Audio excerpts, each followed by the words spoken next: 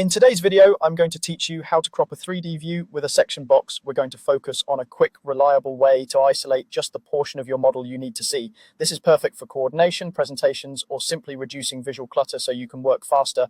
Start by opening your 3D view, make sure the view is active and that you can see your properties palette on the side of your screen. In the properties palette, look for the option labeled section box and check the box to turn it on. The moment you enable it, a rectangular 3D box appears around your model.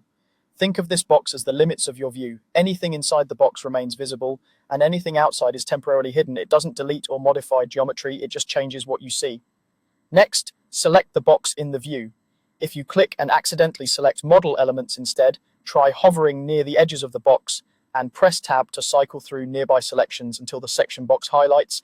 Once it's selected, you'll see blue grips appear on the faces and edges of the box.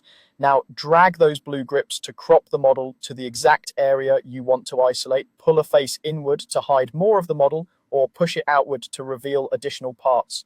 Adjust one side at a time for control, and keep an eye on how the box's faces intersect key areas like rooms, floors, or equipment.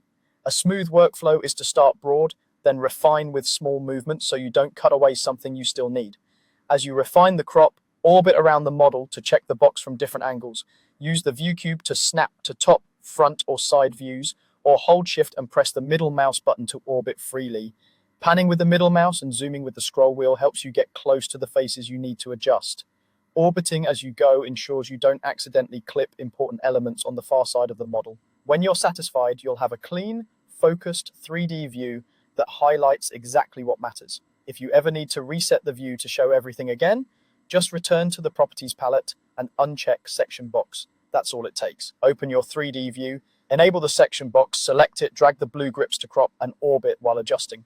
With a few minutes of practice, you'll be creating clear, professional 3D cutaways that make reviews and presentations much easier.